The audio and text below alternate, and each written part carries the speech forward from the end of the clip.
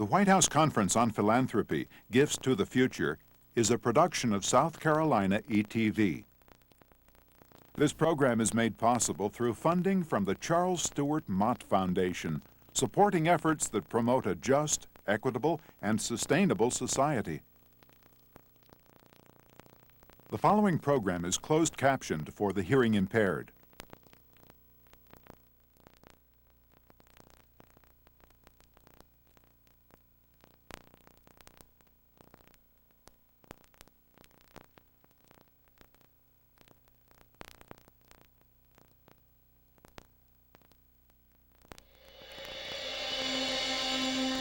It is a truly American tradition, the belief that it takes just one person to help improve the lives of others. Last year alone, individuals accounted for 85% of the money donated to charitable causes. And these are not just America's wealthy, but they are America's rich. Rich in the tradition that is the backbone of democracy. I get joy, happiness out of this. I can go home and sleep good now. They are individuals like Matt Dawson, who at 78 still drives a forklift almost 80 hours a week because he needs the money. Needs it, he says, to give away. So far, he has donated more than $1 million to higher education. And Regina Jennings, who earned $10,000 a year as a law school custodian. At 75, she took $93,000 worth of savings and donated it back to her former employer.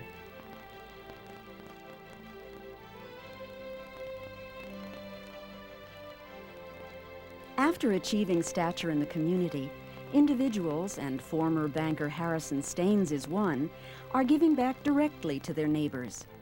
Staines' family-managed foundation is improving life in a poverty-stricken neighborhood of Chicago.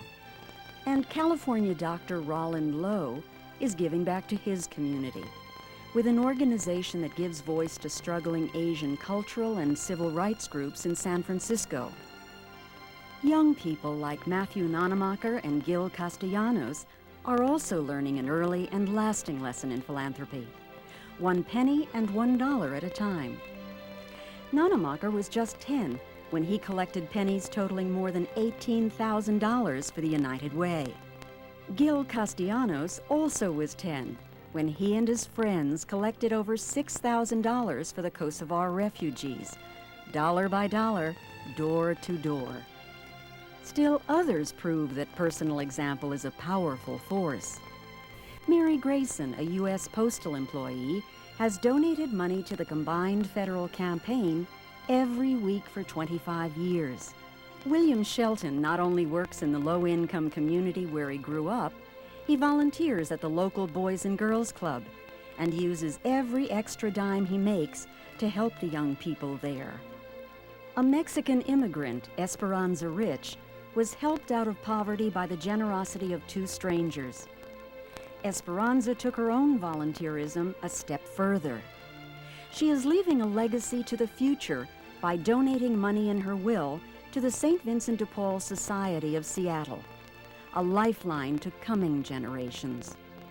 Leaving a legacy will help many, many people forever.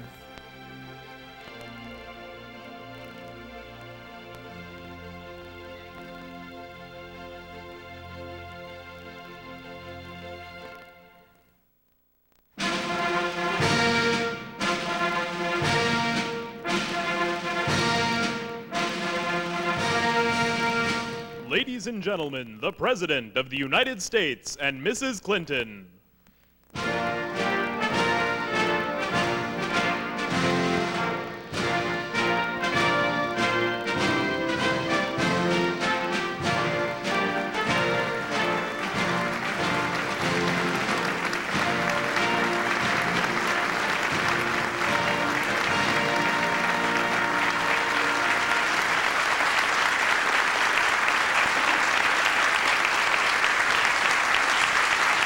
Good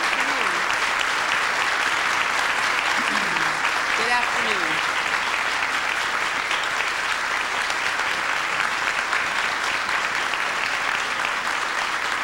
Thank you. Thank you, and welcome to the White House, and welcome to all of those who are joining us via satellite at more than 3,000 sites around the country and through public broadcasting. I think it's appropriate that we begin this conference on philanthropy by thanking our donors and supporters. So I want to begin by thanking the National Endowment for the Humanities, the federal agency that keeps America learning about our people and our past, and is co-hosting today's conference. I also wish to acknowledge the Charles Stewart Mott Foundation for working with South Carolina Educational Television to bring this conference to audiences across America via satellite and internet. William S. White, the president and CEO of the Mott Foundation, is here with us today, as is Paul Amos, the president and CEO of South Carolina Educational TV. While we are thanking those who have helped extend our reach beyond the walls of the White House, I also wish to mention at least a few of the many organizations that have done such great work, not only to make this broadcast available, but also to host local forums and viewings.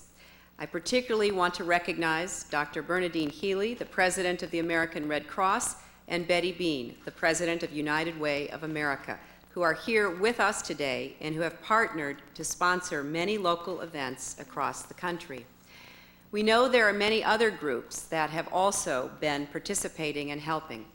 The Forum of Regional Associations of Grant Makers, the National Committee on Planned Giving, and the National Association of Fundraising Executives, to name just a few, who have worked hard to build a national audience for today's discussion. I also want to thank the J. Paul Getty Trust, the Community Foundation Silicon Valley, whose president, Peter Hero, will be joining us later this afternoon, Jill Iskell and the Iskell Family Foundation, and Marcy Polier and the Marcy Polier Family Foundation for their help. And I also want finally to recognize Secretary Donna Shalala, who is head of our combined federal campaign this year, and Janet LaChance, the head of the Office of Personnel Management, and my friend, Paul Newman, famous for many things, including his generosity. Now, the heroes we have just seen and admired in the video are with us in the East Room today. And I would like to ask all of you who were featured in the video that are here today to please stand so we can recognize and thank you.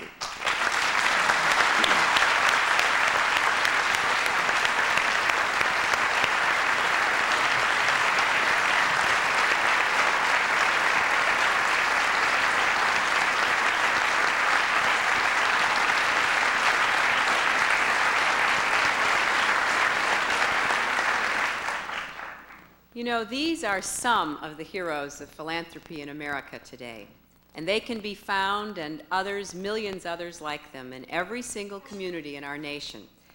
Wherever an American sees a need and acts to fill it, whenever a child sees another child without books or food at school and offers to share her own, wherever a business person takes stock of all the blessings in his or her life and bequeaths them to those with none.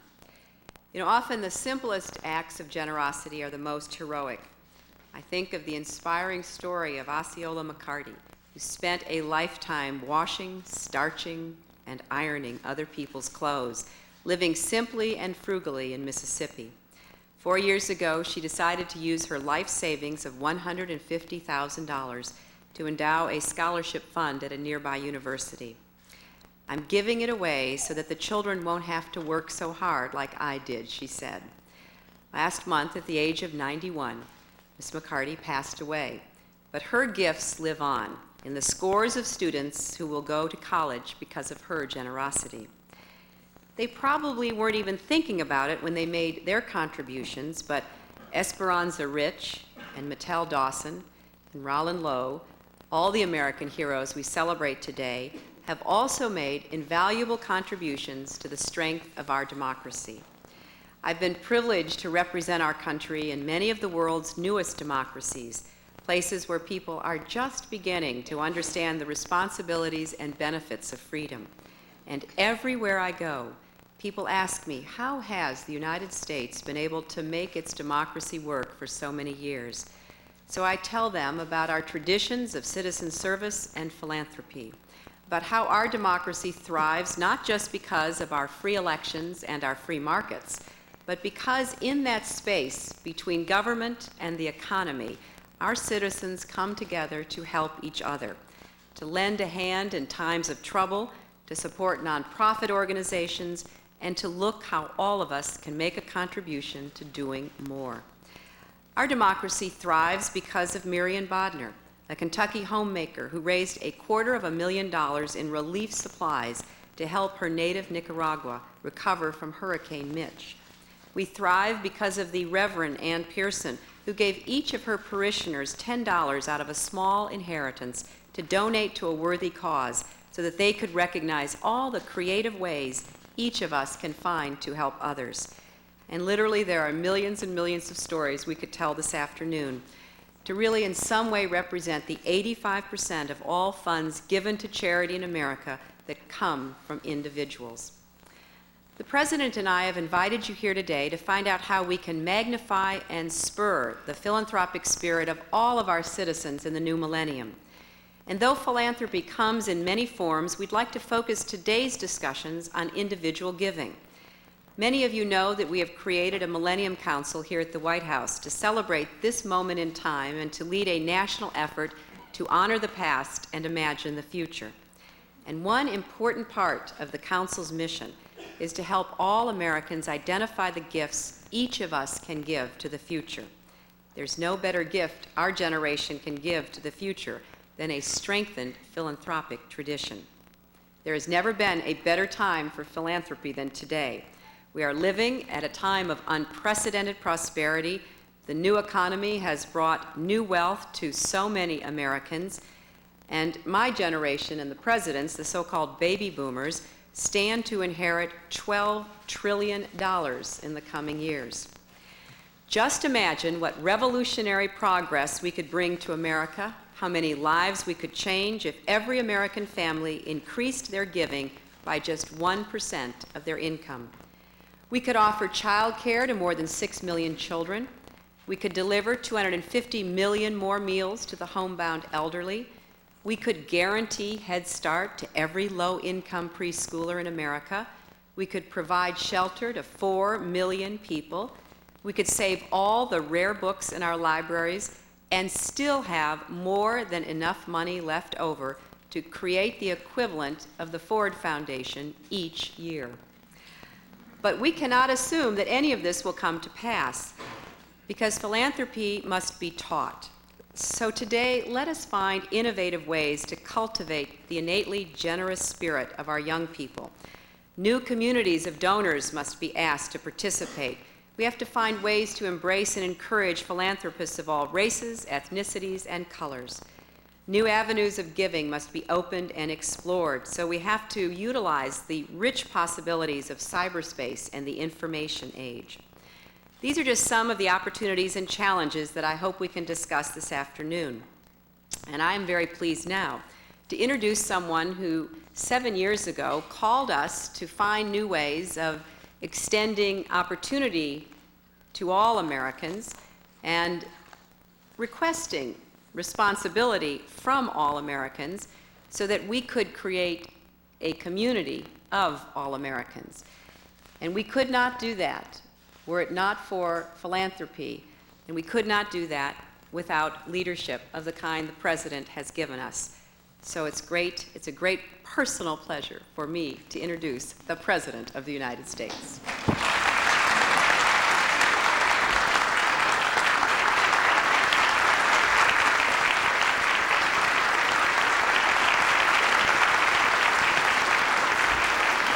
Thank you very much. Thank you. Thank you. Thank you and good afternoon. I am delighted to welcome all of you here. I thank all those who are here from our government and all of you who have come from all over our country and all walks of life to this very, very important meeting. I also want to say a special word of thanks to Hillary for yet another wonderful idea. This was a good idea to have this conference. And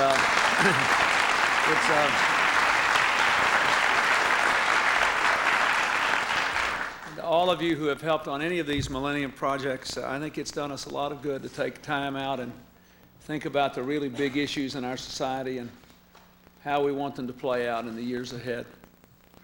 And particularly, I think this is an important issue at an important moment.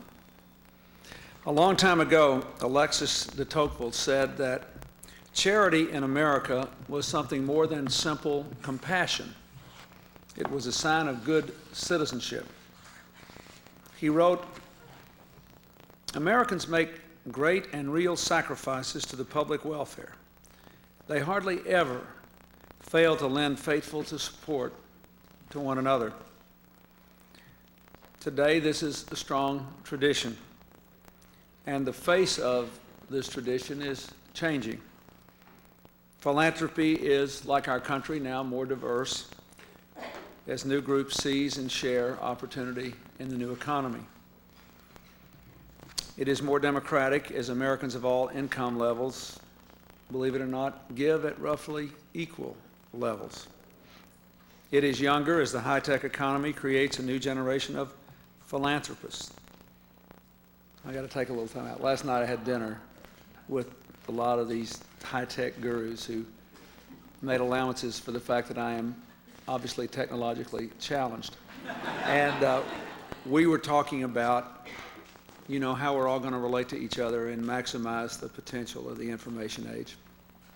And I started talking about this conference today, and I said, we've got to get more people to give. I said, I would like it if internet usage were as dense in America as telephone usage. If we had 98% penetration, everybody had an email address, I think we could have a dramatic impact on education and on poverty. I think we could skip a whole generation of development.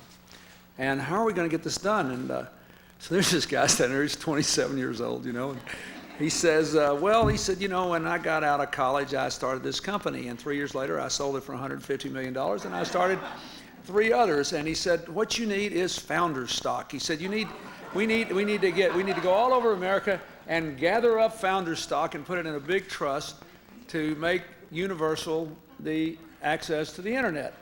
He said, because you got all these guys like me that don't know we're rich yet. We're still living on $30,000, but we got all this stock. So he said, that's what you need. So I've now given you my contribution to this conference, which I learned at the foot of a 28-year-old last night. So, I mean, that's encouraging to people like me who aren't young, you know? We don't have to depend on the Rockefellers and the Mellons and the Carnegies or even the Paul Newmans. We can go get founder stock. I also think it's important to point out that not only the ways of giving are changing, but the people. I mean, when I saw that film, I was so proud that there was a federal employee that had given every single month for 25 years. Someone obviously of modest means, doubtless a lot of other claims on her income.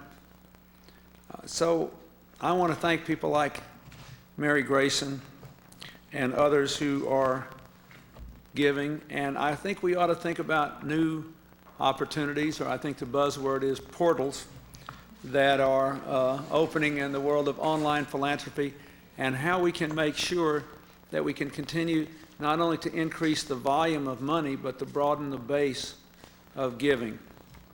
We'll hear today about venture philanthropists and startup charities and other ways in which the entrepreneurial spirit is invading and energizing this field.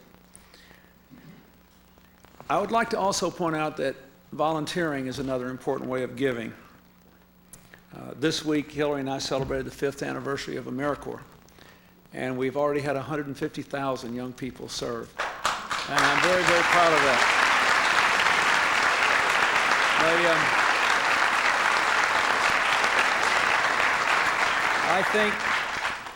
I think that is an important thing to say. In a lot of ways, the measure of our life and our happiness is to paraphrase one of the many wonderful things Martin Luther King said, can be answered by the question, what are you doing for others? So I'm encouraged by this conference, by the energy here. Some of my favorite people in all our country are out here in this audience today, people I have admired, some of you for 20 or 30 years, for all the things that I have watched you do for others. And I thank you for coming. I am glad that the sheer volume of charitable giving is going off the charts. But I think as we've had this phenomenal increase in wealth in our country, I would feel even better if the percentage of our national income devoted to charitable giving had gone up just a little bit. You heard Hillary say what we could do if we could just increase it by 1%. But going from 2 to 3% is a huge increase. We've been sort of stuck at 2%. Now, when the stock market triples, 2% is a lot more than it used to be. That's not real pocket change, it's real money. But if you think about what we could do with just a little more, I think it is really worth pondering. We're having the same debate in Congress now, and I don't want to get into any kind of a political dispute about that, but let me just give you an example. I very much want the United States to take the lead with the rest of the wealthy countries in alleviating the debt of the poorest countries in the world. And the Pope has asked us to do it for the millennium. And I figure, this is a campaign with a broad base, being spearheaded by the Pope and Bono, the lead singer for U2, And even though I'm not a candidate for anything anymore, I can spot a big tent when I see it. And so, we ought to do this. And it's just a little bit of all the money we've got. And it's just like de Tocqueville said a long time ago, this is not just charity, this is good citizenship. We take this burden off these people. If they're well governed and they're working hard, we give them a chance to be our partners and friends in a more equal and balanced way for the future. So there are things for all of us to do.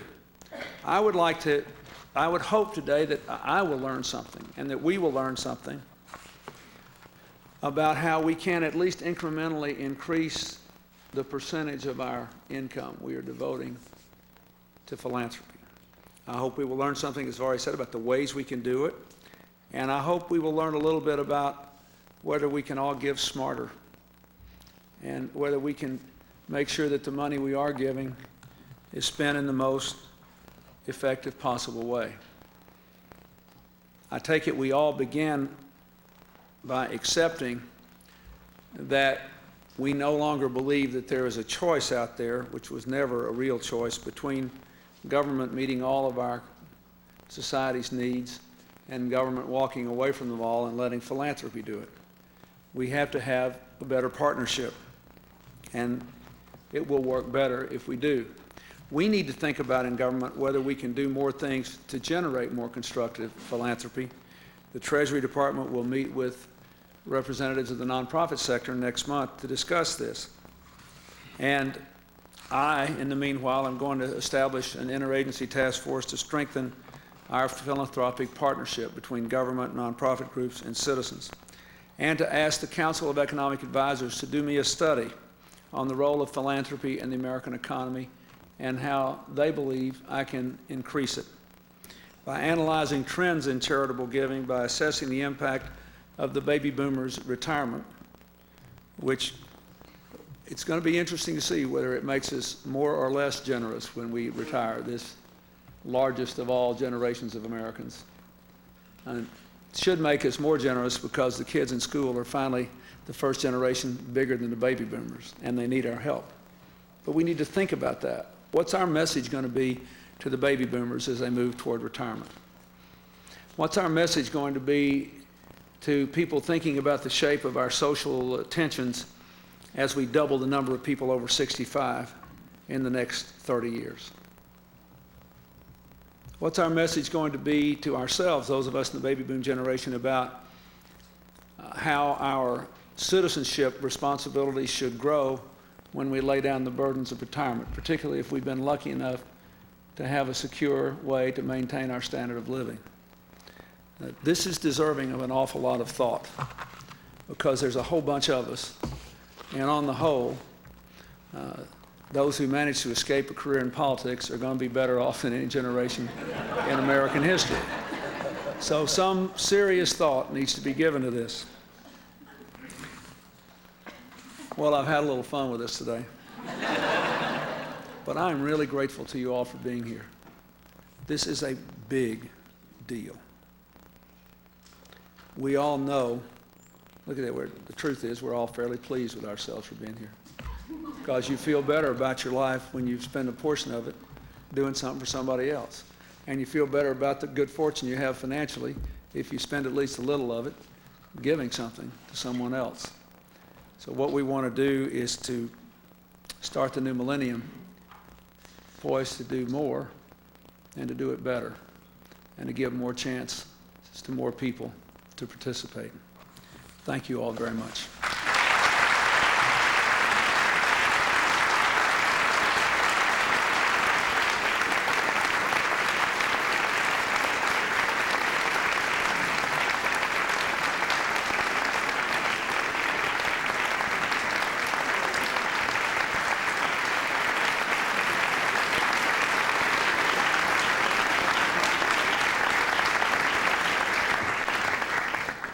Well, the President is absolutely right about the interest in this conference. I don't know that we've ever done anything at the White House that has provoked more excitement or inquiries or requests to be included. And everyone who is not in this room, let me assure you we are packed to the gills and delighted that you can be joining us through satellite and internet. This afternoon, we're going to hear from two panels of speakers as well as members of the audience. Our first panel will focus on two important issues: expanding America's diverse philanthropic traditions and teaching the tradition of giving to a new generation of youth. The second will focus on innovations in the areas of venture philanthropy and technology. So let me introduce the first panel. Emmett Carson is president of the Minneapolis Foundation and a scholar of philanthropy in the African American community. Peter Hart, the founder of Peter D. Hart Research Associates, has done extensive public opinion surveys and focus groups on the subject of community involvement, in addition to his extensive work for such clients as NBC News, The Wall Street Journal, and the Smithsonian Institution. Justin Timberlake performs with the musical group NSYNC. At the age of 18, he has created his own charitable foundation to help schools create high-caliber music programs. And finally, Dorothy Johnson, the president of the Council of Michigan Foundations, is a nationally recognized expert on youth giving, in addition to leading the largest regional association of grant makers in the nation. So let's begin, and we'll start with Dr. Carson. Thank you very much. Good afternoon. There's an old saying in the African American community that it's not the things you don't know that get you into trouble, but the things you know for sure that are not so. Our popular public perceptions about who are philanthropists, what they are interested in, and how they will structure their giving have been narrow and one-dimensional. The old view has it that philanthropists are wealthy, usually male, often of European heritage, and they practice a top-down, noblesse oblige, rich to poor kind of giving. It also argues that people of color have had no giving traditions and they need to be educated. Now, these false beliefs have permeated both the larger culture as well as communities of colors. We must discard these antiquated views to take full advantage of the changing landscape of philanthropy. Now, what's the reality? The reality is that every racial and ethnic group has had a strong, strong history of philanthropy and giving. The first and probably most celebrated act of philanthropy is Thanksgiving, where a group of Native Americans, who some might say did not act in their long-term best interest, ensured the survival of the early settlers.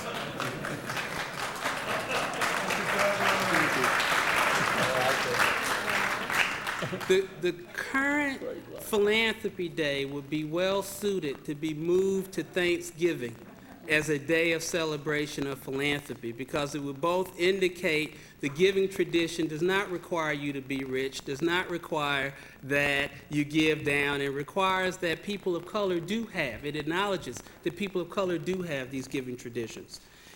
One of the reasons why they have these giving traditions is because all of the major religious faiths have had a high premium on the value of giving and volunteering.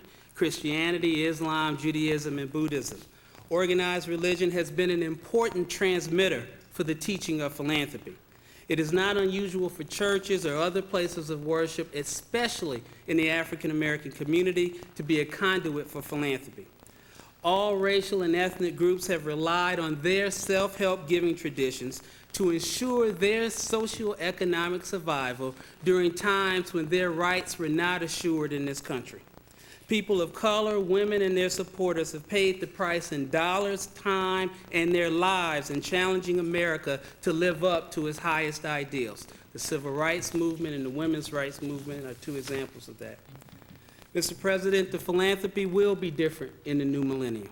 The new philanthropists will be younger, and the philanthropy of people of color will be more visible. The strong U.S. economy and the wealth generated by the technological industry, the sports and entertainment community are enabling people to reach economic security at far younger ages. The changing demographics of American society, along with equal opportunity, ensures that people of color will have the means to act on their charitable impulses. Now, what does this mean for the future? We need to create a new community expectation of citizenship that envisions giving and volunteering as something every American participates in from the cradle into perpetuity. Philanthropy should be a lifetime endeavor rather than legacies that start after one is dead or near dead. The combined knowledge and resources of the old and new philanthropists, if coordinated and channeled, can create a lasting renaissance in the quality of life, not only for the American people, but also the larger global village. Nonprofit organizations that have diverse board governance, staffing, and program outreach will be well positioned to earn the trust and support of the new philanthropists. Those that do not will not survive. Organizations of philanthropists, such as the Council on Foundations, regional associations of grant makers, and research centers on philanthropy, will need to carefully think through how their definitions of membership may need to change and what opportunities for information sharing they may need to provide, and training.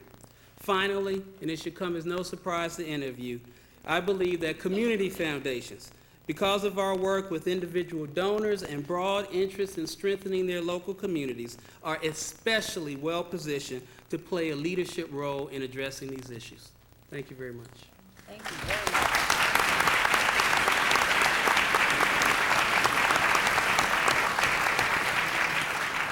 Thank you so much, Dr. Carson, and thank you for reminding us that many of the traditions of giving in our country are not captured through statistics or IRS collections.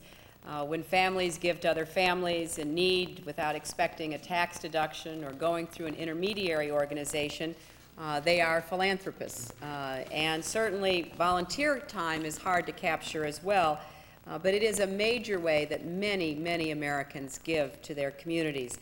So it is important for us to remember that in the new millennium, philanthropy will be even more significant in many communities that have not traditionally been seen as part of the philanthropic community.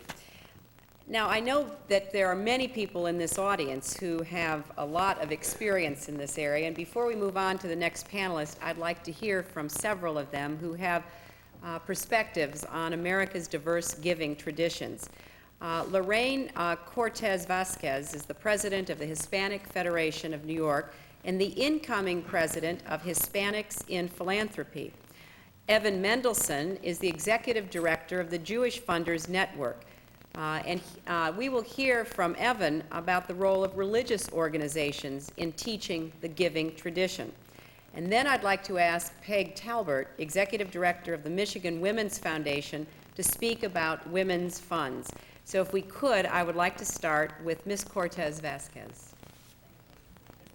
The 6 Latino funds in Los Angeles, San Francisco, Kansas City, St. Paul, Lorain, Ohio, and of course the Hispanic Federation in New York have formed the Latinos Fund Collaborative.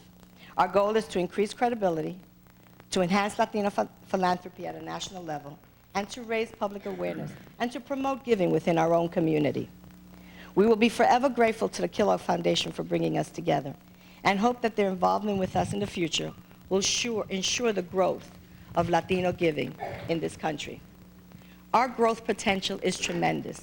In New York City alone, 40% of the people stated they had not given because they had not been asked. And ask we will. As we become the largest minority group in the country, with the work of the Latino funds and philanthropic institutions that believe in us, that will invest in us, you can rest assured that future generations of Latino will continue to carry the tradition of giving that is so honored in this country. I thank you for this opportunity. Thank you so much, Lauren.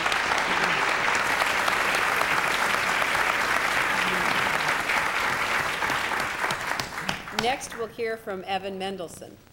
As several of you have already said this morning, philanthropic behavior didn't develop in a vacuum, but rather comes from very strong religious traditions and roots. Concepts such as stewardship and tzedakah are basic values in communities of faith. The U.S. Catholic bishops describe stewardship as receiving God's gifts gratefully, cultivating them responsibly, sharing them lovingly in justice with others, and returning them with increase to the land. In Jewish tradition, tzedakah is the responsibility to do justice through your giving and your voluntary efforts. These traditions are handed down through religious teachings and family traditions and modeled in the various faith communities. The American Jewish community has been carrying on that tradition, giving to federated communal funds and through foundations for over 100 years. Every Jew, no matter their economic situation, is expected and asked to be responsible for others beyond themselves and their families. Religious holidays and life cycle events are especially important times to participate in the mitzvah, translated as religious obligation, of tzedakah. At age 13, young Jewish men and women celebrate their bar and bat mitzvah, a ritual of joining the adult community with full responsibilities as Jews. There are several exciting programs in the Jewish community that teach the bar or bat mitzvah about philanthropy. In San Francisco, a youth foundation called the 7th Grade Fund was established at Brandeis Hillel Jewish Day School to teach these young people about grant-making, Jewish traditions, and community needs. Last year, they allocated $13,000 to projects in San Francisco, as close to their home, and Kosovo, very far away. A philanthropist in Springfield, Massachusetts, has started a program to promote youth philanthropy all over the country called B'nai Tzedek. And nationally, any young Jew can establish a youth endowment fund at the Jewish Fund for Justice, and then choose the youth organization he or she wishes to support. It is through models such as these that we hope to continue to transmit the religious values and traditions of our people to the next generation. Thank you very much.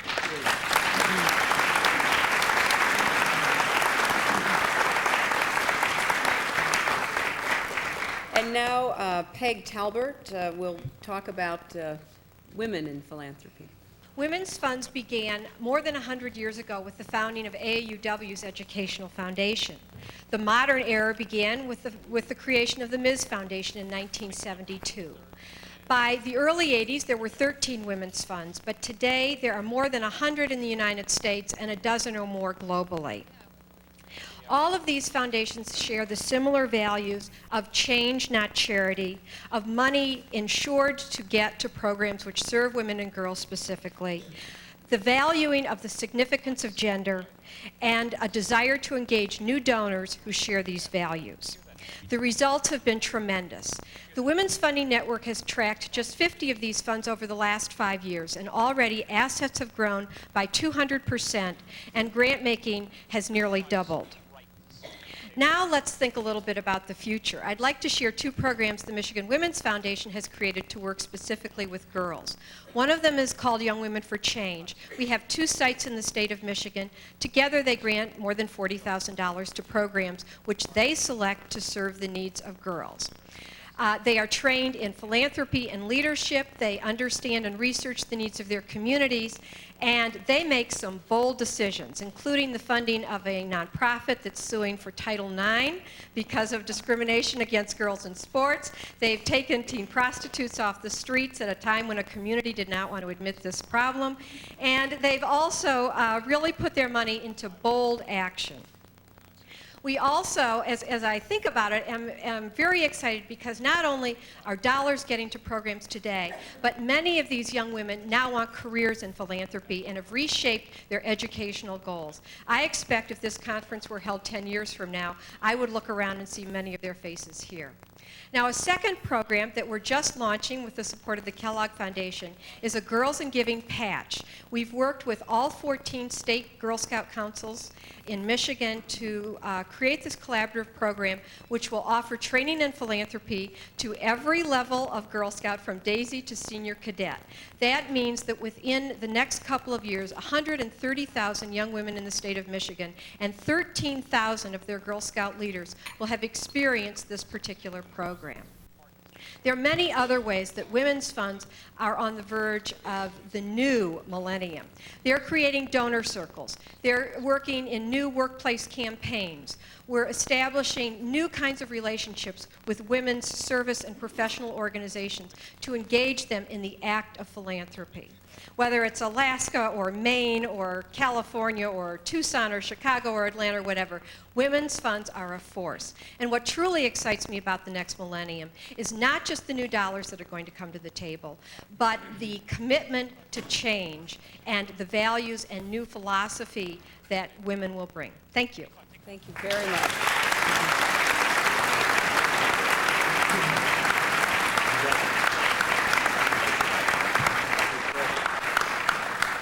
I'd like now to turn to Peter Hart, who has done extensive research on the attitudes of both the baby boom generation and today's youth on community and responsibility. And Peter, we'd like to hear your thoughts on those. Great. Thank you very much, Ms. Clinton. The rules of the game are changing in every area, but nowhere is it sort of more evident than in the area of philanthropy. What I would tell you is if we had a Dow Jones average to measure the commitment of young people, the commitment of people's involvement, and the engagement in civic affairs, we would be in a bull market. Indeed, looking ahead, I can tell you that the polls that we have been doing and the work that we have been doing is exciting, challenging, and suggests that there are a lot of good things happening out there. There are 5 findings I'd like to sort of relate to you. First of all, from the Generation X. When I look at the Generation Xers, here's what we know. They're the most misunderstood generation that there is. Its members really don't fit into the old models. They have as much idealism and involvement as their older brothers and sisters, or indeed as their parents. But their idealism is very different. It's not about changing the world, it's about changing their neighborhood. In our survey for Public Allies, 54% of Gen Xers said a very effective way to make changes in our country was volunteering to help with individuals directly. Only 18% felt similarly about political campaigns or social causes. Generation Xers should give us a great deal of hope, Emmett, about the issues of diversity, respect, and tolerance, because they place a premium on diversity and reaching out to people of different races and different backgrounds. When asked about the values that they care most about, appreciating and respecting racial and ethnic diversity of our country, 80% of them said it's important. Indeed, it's every bit as important as the other values that we know, such as self-reliance, patriotism, and religion. For now, it's important, as the President just said, to recognize that they are more into giving time than necessarily giving money. Indeed, 85% of these Gen Xers tell us their motivation is to feel that they are making a difference and indeed helping those in need. Asking for their time, providing them the opportunities, and seeing that the benefits of their participation is what's going to be able to create them into strong volunteers, not only for today, but for tomorrow. The story of the baby boom generation is more challenging, but just as encouraging. They have less confidence in government and accord politics a less central role in their lives.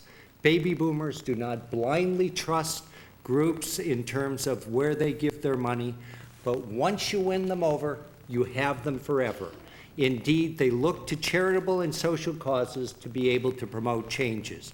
They view their contributions as investments and demand, indeed, accountability. But what is most interesting and what is most important about the baby boom generation, it's about to become the backbone for our society, both in terms of volunteerism and in terms of philanthropy for the decade ahead. Among baby boomers in our survey, we found 59% of them said, I plan to give more over the next 5 years. And if you ask about people over the age of 60, only 18% of them say they plan to give more. But they're also going to be more involved in terms of our communities because these people plan to leave their careers earlier. And because of that, they look at volunteerism as a central part of their lives. Indeed, a third said, it's going to be a very important part of my life. And they do not want to be asked to do busy work, but they're looking for opportunities that can engage their skills and their abilities. So as I look at all of this, Mrs. Clinton, what emerges really is tear up the old playbook. Those rules are gone. To be successful, what you have to do is you have to go out and ask people to get involved. You have to tailor your message to your new audiences. To be successful, you have to find a way that people can feel a direct effect of participation. And to be successful, you have to use the employers because these people are ready to get involved through their place of work if they are asked. It was Thomas Wolfe who I think 70 years ago was talking about a different thing when he said, you can't go home again. You can't go home to the old forms and systems, to the things that once seemed everlasting but are changing all the time. The home to every one of us is in the future. There is no other way. And indeed, that's true for philanthropy also. Thank you. Thank you, Peter.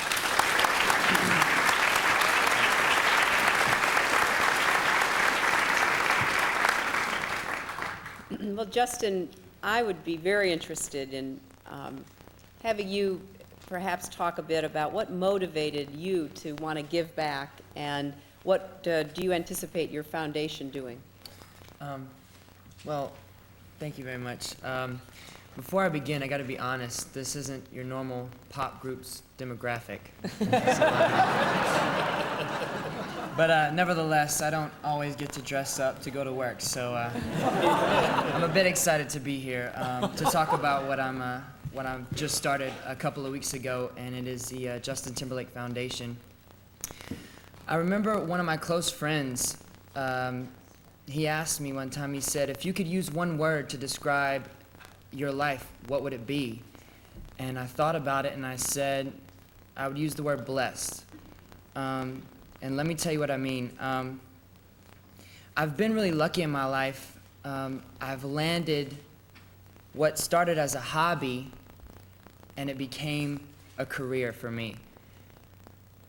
And with that in mind, I think back to when I used to attend a public school before I really started pursuing my career with NSYNC and where that's leading me. And I was in this very small town outside of Memphis, Tennessee, in a public school about the age of 10 or 11, and had so many dreams and so many aspirations of the arts and music and entertainment. And there was never, ever really any way for me to outlet that, to find a way to pursue that. And I thought about it for a while and talked over this with my parents, and I remember my parents always saying, remember your roots. If whatever happens, remember your roots, remember where you came from, and that's what I'm doing now. I want to give back to the communities. I want to install the best possible music and arts programs in schools, in public schools today. You notice that, thanks. You notice that if it's not an art school, so to speak, you don't really find many arts programs. And I feel that music in my life I've used it to channel so many emotions and so many positive and negative energies that I may have been feeling at the time. I feel that if you give young minds and young hearts those possibilities, that they can really do something positive with it instead of all these negative situations that we've so recently seen in the past year or two with public schools and public high schools. So I've just started this so recently, 2 weeks ago, and in the next, couple of months, I'm going to be working with the Giving Back Fund, who's helping me start this foundation. And you'll be hearing in ways that you can definitely help me give back to the kids and help them, because I really think music has been a way of my life, and I think it should be a way of life. It's such a great form of expression, and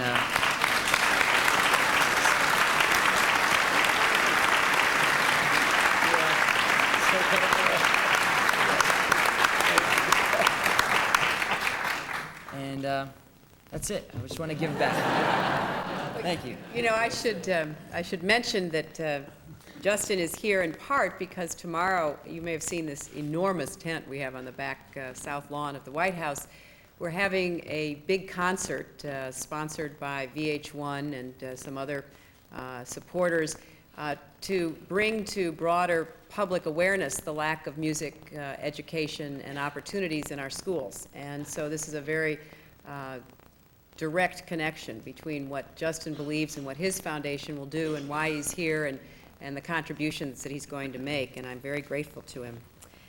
Now we turn to Dorothy Johnson, who has done a lot of work and a lot of thinking about young people and giving, and I would very much appreciate your telling us how you involve youth in giving and what kind of youth service programs really work. Well, thank you, Mrs. Clinton, and you might say that we are in business to create more Justin Timberlakes, ideally. Justin? Well, thank you.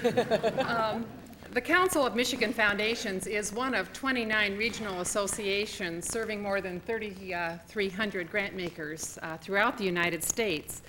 And a number of these RAGs, as we call them, have new ventures in philanthropy, just as are being discussed here today by many of you. Our council has two such initiatives that focus on youth, to engage youth in citizen action intended for the common good. In giving, with the support of the W.K. Kellogg Foundation, our Michigan Community Foundation's Youth Project has established endowed youth funds to serve every citizen of the state of Michigan. We've had more than 5,000 youth involved. You might say we're growing our own. But each year, more than 1,500 high school youth are involved with what we call youth advisory committees. They have to raise the money and they grant the money. Today, in 86 Michigan communities, grants are being made by these young people that range from a few $100s to more than $70,000 annually. There's nothing like watching a young person make a $70,000 grant for an issue that they care about. Our experience with these young people over the last 11 years has taught us that youth are responsible, they're creative, and they're thoughtful. Yes, members of the Youth Advisory Committees, or YACs as we call them, are National Honor Students, but they're also teen moms and adjudicated youth. And they have learned that working together, they understand the problems of their peers and are creatively working to do something about it. They haven't been shy about the kinds of grants they have made: Planned Parenthood, AIDS education, mentoring problems and programs. Our evaluator is tracking this first group of philanthropists or yackers that are graduating from college. They're making career-changing decisions about what they want to pursue. They are proving that with training and a shared goal, youth can accomplish a lot with limited resources. We are very excited to hear today about other youth programs around the country. They are growing, and I believe will continue to grow. This is indeed a generation with much to give. They just need the chance. Now, in serving, we're pleased to say that through a K-12 education and philanthropy project with support from a group of funders, our council is now involved in developing a new curriculum to teach philanthropy in schools. Not all of us were blessed with that ethic in our childhood, and we believe, many of us believe, that it is teachable. Currently, over 70 classroom teachers are working to build the initial curriculum. The lessons are part of the normal course of study, fulfilling core, underscores core, educational goals. These lessons, in essence, teach how to have a civil society. Available on the web, we now have more than 100 of these lessons for teachers and plan to have more. We are, in fact, having great interest internationally. But here are some examples. An elementary school teacher, when she's teaching suffixes, talks about selfish and selfless as examples to introduce the language of philanthropy. A fourth grade teacher discusses the Underground Railroad and talks about how this was done by volunteers and how individuals worked in the independent sector to confront injustice. The curriculum is comprehensive. While the private nonprofit sector can help, long-term dissemination requires engaging the public education system. In addition, we're partners with the Indiana-based Habits of the Heart effort to use this curriculum with out-of-school programs and religious organizations, and we're excited about the synergies of what that will create. It's also important to note that through the leadership of the Corporation for National Service, progress is being made to institutionalize learning and service as a standard teaching method. Thank you, Mr. President. The motto of our collaborative in our state is every child, every year. Every student will have a special service learning experience. We are learning with the help of our youth in Michigan that to learn to give, you must have the experience of giving. To learn to serve, you need to be of service. And that to learn the meaning of citizen action for the common good, you need to be exposed in classrooms and beyond to the history and powerful impact of philanthropy. One study after another has shown that adults give more if they give of their time. Just think, if we have a pool of committed citizens nurtured in elementary school, trained in middle and high schools, what a force to deal with the individual problems in our communities. Young people demonstrate to us daily that the philanthropic tradition is safe in their hands. Yes, Justin, it is safe. We just need to be intentional in our efforts to help to give them the opportunity. Thank you.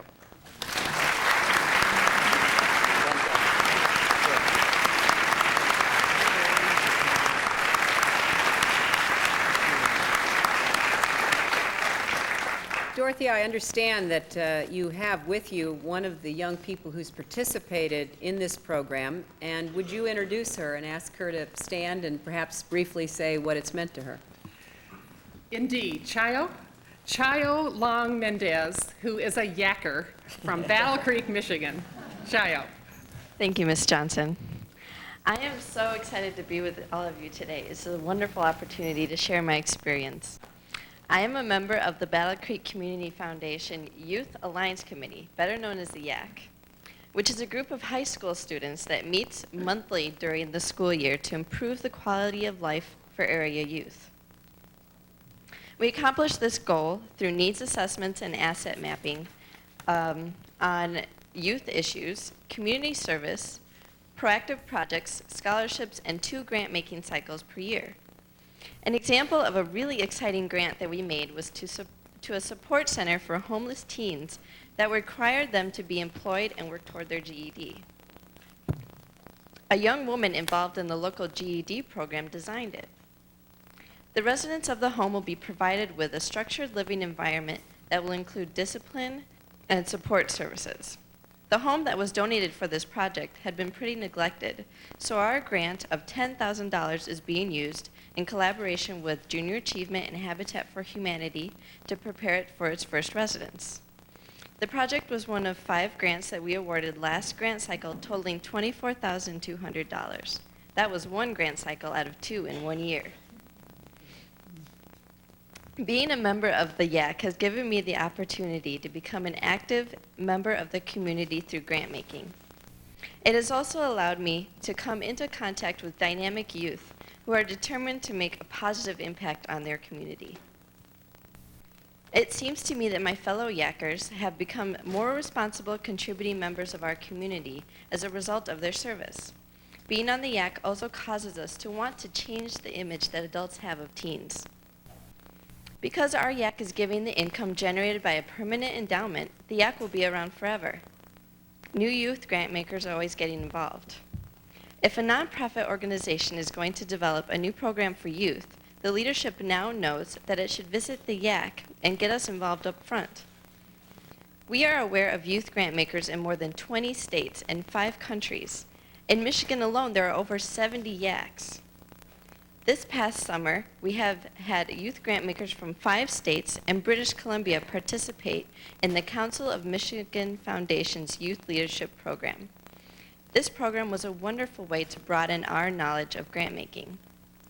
Thank you for this wonderful opportunity to share my experience in philanthropy. Thank you, Carla.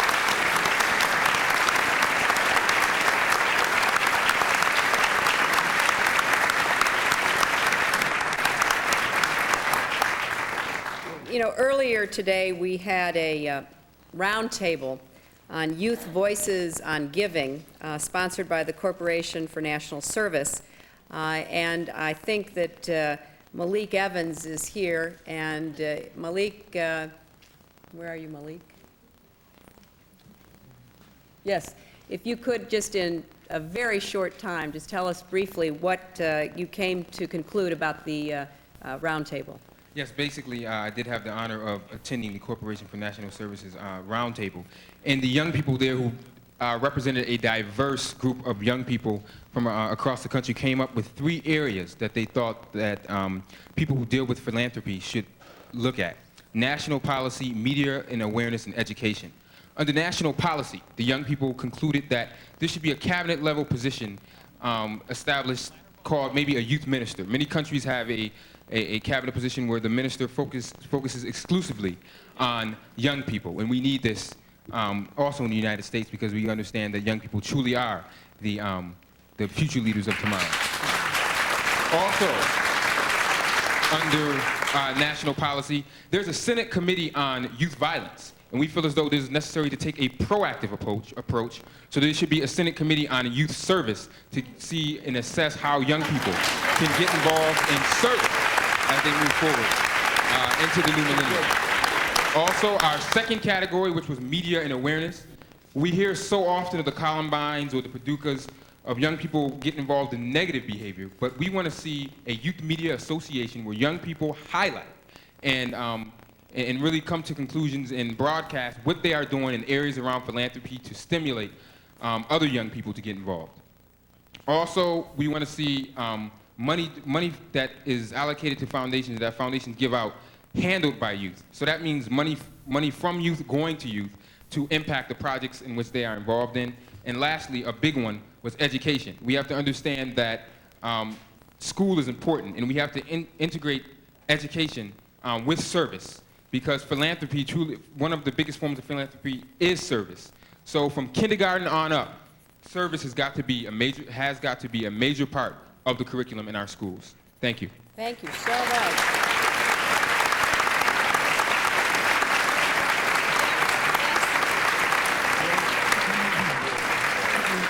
So we have many other organizations who are here that are working to engage young people in service and in giving, and I want to acknowledge the Girl Scouts, an organization that has long been committed to teaching the ethic of service and which is unveiling a new philanthropy patch. And I want to commend the Girl Scouts for taking this important step and thank Joyce Richards, the National Director for Advancement of the Girl Scouts, who is here with us today.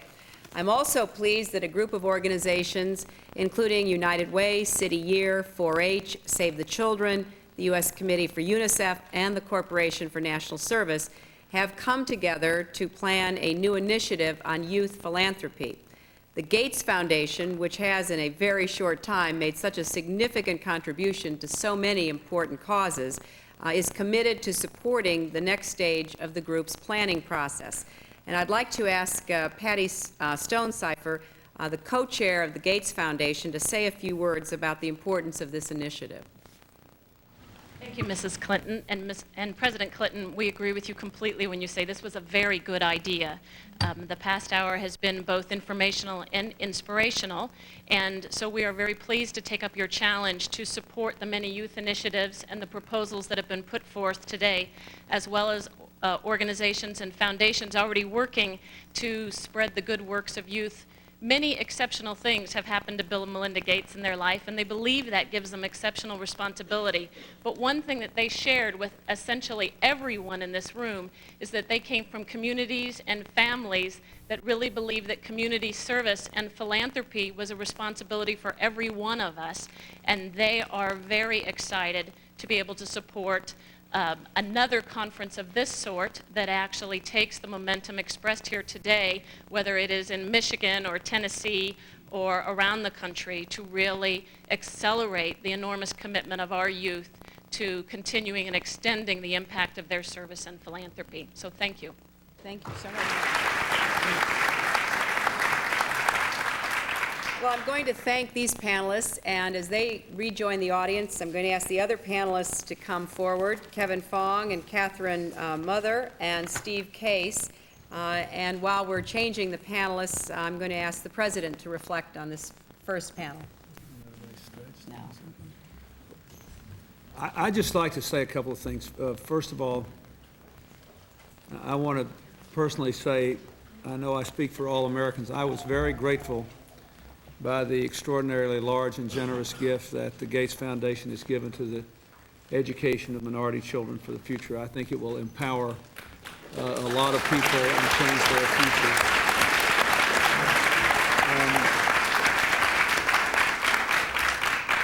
future. The thing I liked about the last panel was that we talked a lot about how young people have something to give and ought to be in charge of how it's given away. And I like that because I believe if we could, and there was some talk here about the service, Maryland is now the only state in the country that requires some form of citizen service in the school curriculum as a condition of graduation from high school. 12 years ago, the then governor, Republican governor of New Jersey, Tom Kean, and I were on a commission to study the middle school experience, and we recommended that every state impose or just add it to the curriculum. And I didn't see it as a burden. I thought it was a gift. But I think that what I got out of all of you is that we have to try to start this habit in a systematic way early. The other thing is the recommendation that there ought to be some youth department or something. You might be interested to know Boston and a number of other cities actually have city councils that are youth councils. Some cities actually have youth mayors that do parallel jobs. But the city council actually, in Boston, the youth council, actually has regular, systematic input into policy affecting the young people of the country. And I just had one of my roundtables here last week with a lot of young people who recommended that I ought to do something like that and try to get it kicked off here at the White House over the next year or so, and I've got that under advisement. But I mean, the thing that I got out of all this is that we often think about our obligations to our young people in terms of our educational and health care and other things. I think systematizing philanthropy, service, and then letting more kids, this Michigan thing, I love this, letting more young people decide how the money they raise is given out, I think is a very, very good thing to do. So I hope we can do some things to work on all those. But as you go back home, please, if you ask the people in your state to add community service to the curriculum of the public schools. It is the right thing to do. This is not something I can or properly should do. This is within the purview of the states. But I've been out there hawking it now for a couple of years, and you could probably have more success than I've had, but it's a big deal, and it will be, it's a wonderfully popular thing in Maryland, and it could be in every other state in America. Thank you.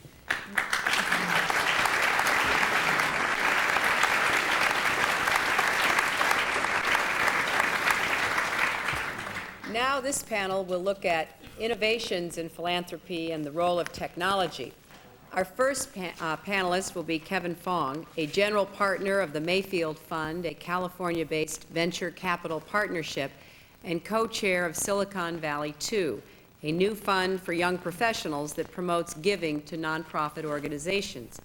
He will be followed by Catherine Muther, who has held senior positions in leading Silicon Valley companies and is the founder and president of the Three Guineas Fund, whose mission is to create access to opportunity for women and girls. Then we will hear from Steve Case, the chairman and CEO of America Online. The AOL Foundation works to use technology to improve the lives of families and children and has just unveiled this week its new philanthropy website. So we'll start with Kevin Fong. Thank you for having me here. I will start by defining what founder stock is. I'm going to talk about venture philanthropy and founder stock. Mayfield Fund, as a venture capital partnership, on our business role is in the business of starting and creating and funding new companies and helping entrepreneurs get started in business. 3 years ago, the partners at Mayfield Fund decided that there was more to just starting companies, and we decided to get involved with the community in a much larger way. Silicon Valley has been, where we come from and where we're based, has been very good to us. It's a tremendous environment with great economic growth and creativity, and we think it's going to be compared to the days of the Renaissance, what's really happening out in the Valley. We've all benefited, I've benefited from that, and I think it's time to share, to stand for something that comes from the heart and is about giving back. I asked myself, why couldn't I use the visibility that I've gained in venture capital in the high-tech industry to bring that message to others and cause them to act with me? Mayfield has been a leader in creating over 350 companies in the last 30 years, and we can be a leader in philanthropy as well and bring other venture capital firms and startups with us at the same time. So what is venture philanthropy and what does it mean? What it means to us is taking the principles of venture capital and bringing that to the philanthropic world. And what are those principles? First, it's about taking risks and willing to fail and not being afraid to fail. Being entrepreneurial means trying things and sometimes failing. In our business, to be successful, the successes count, the failures don't, and you learn from your failures. It also means being an active investor or an active giver. It means being involved not just with your dollars, but also with your time. And that's the success behind our business in venture capital. It also means invest, measure, and invest. By measure, it means that you know what you're shooting for. When you invest, you have certain things that you are measuring things with, and that accountability is important. And with that accountability comes the ability and the desire to participate and invest again. And then finally, when it comes to fundraising, we can use the magic of stock options and founder stock for the community purposes. To that end, the managing partner of Mayfield Fund, Gib Myers, started something called the Entrepreneurs Foundation. The Entrepreneurs Foundation is focused on early stage companies that we've started in the Silicon Valley, whereby they give founder stock to the foundation. Now, in the early days, the stock isn't worth very much money, and we've only started in the last 2 years. But already 53 companies are participating, and 6 of those have gone public. Thank you for the stock market. And it's generated $4 million in value already to this foundation at a very, very early stage. We think that will grow just from today's forecast to $8.5 million. And I think that's very significant, and that can grow to very, very much more. So the wealth that's been created by the individuals in this village, I think, can be translated, and I think the Entrepreneurs Foundation can really point the way and show them how to participate and how stock options and founder stock can really make a difference. So at Mayfield Fund, we helped seed the Entrepreneurs Foundation the same way that we seeded and incubated many other companies, and we think this is our proudest accomplishment to date, actually.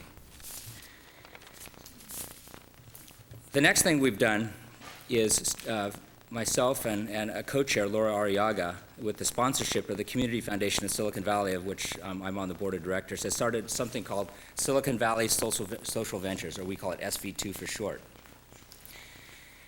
And this is targeted at the young entrepreneurs in Silicon Valley who really have no idea the magnitude of wealth that they created or what that can mean for the community. I think there is a common misperception, even amongst the wealthier young entrepreneurs in our community, of how much it really takes to make a huge difference. And their traditional networks of family or church are being replaced, actually, in the Valley by the network of the Silicon Valley and by the workplace. And with SV2, we hope to reach and deliver with their peers and with leaders in their industries and set an example for how they can get involved with the community. And we think that's a very worthy effort. We've just started it. We've had 2 organizational meetings, and essentially, it's again trying to provide leadership and showing other young people how they can get involved. I think there's a normal cycle of how one gets involved in the community, which many of these, the 27-year-olds, don't experience yet. When you get married, you have children, your children go to school, you get involved in the school, and then you get involved, and that pulls you into the community. Many of these people aren't married yet, and all they know is about work. So by these networking events in SV2, we're hoping to get people involved much earlier on and letting them know both that there are worthy causes and there's a lot of pleasure and self-satisfaction in getting involved. So SV2 is all about starting venture philanthropists. So in Silicon Valley, we're really known for innovation and for trying new things. It's all about changing the world and doing things differently. That's the core of venture philanthropy. That's not saying that things that were done in the past were poor or wrong. It's just that maybe there are some new ways that with some creative energy that we can bring to the table that we can think about new ways of doing things. It's worked for Silicon Valley. It's working in many other places, and we hope other people will follow us as well. Thank you.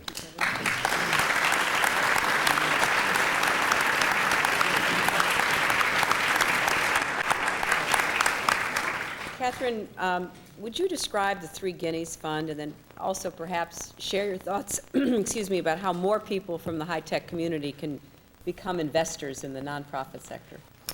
One of the access issues that we've been working on is women's access to capital. And we have created, with the help of our community foundation, several foundations that are here, corporate philanthropies and others, a model to begin to work at what is a systemic problem in our society. The idea is to bring together entrepreneurs who are starting up companies in information technology, and in this case, an incubator for women CEOs and founders who are developing and building new companies. We are creating a kind of learning laboratory in entrepreneurship, and we're creating a kind of learning laboratory in philanthropy. Each entrepreneur who comes into the incubator pledges 2% of the value of the company into an equity reinvestment fund. So like Mayfield's Entrepreneurs Foundation, over time, in a venture capital time frame of perhaps 3 to 10 years, we would expect that all of the companies coming into the incubator and some graduating to the community, that we would have created wealth to ensure the self-sustainability of the incubator and to provide a fund for the entrepreneurs who helped to create that wealth to come back and to participate and to practice making the philanthropic decisions about how that wealth is reinvested in the community. The second business practice is teamwork. The models of management based on command and control are fired, basically. We don't think that you get things done by ordering people around. We think that the way to solve complex problems is to get a team of people together from diverse points of view and with a whole set of skills. So, for example, the way new product is developed is you put the engineers and the marketing people and the technicians and the technical support people and the documentation writers and the trainers and sales all together on a team, and you give them resources and you solve the problem. The third business practice is we have a propensity to partner. It's a way of getting things done. It's part of how business is conducted. And if you think, for example, about, if I could use you as an example, Steve, that he may think of himself as a tycoon. I don't think of him as a tycoon. I think of him as a sort of new millennium community organizer. This guy, he's got 10 million customers, he's got thousands of partners. He built that company because he and his company understand what it means to partner and to what a difference that could make. I think that philanthropy is the soul of the new economy.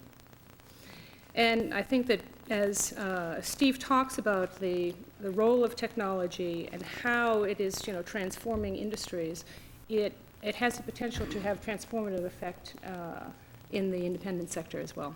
Thank you very much.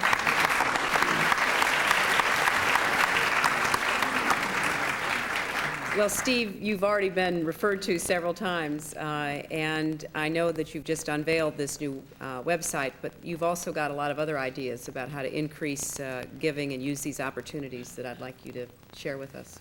First of all, I'd like to be clear, I do not consider myself a tycoon either, so move along. It's interesting, I'll talk about the internet, but I think it's worth going back to where we started with the video, which is striking to me in several respects. The first was, I never realized that this was the first White House conference on philanthropy. And the fact that we've been around for 200 years and we haven't had one, I think, is stunning, and I really congratulate you for shining a spotlight on this issue.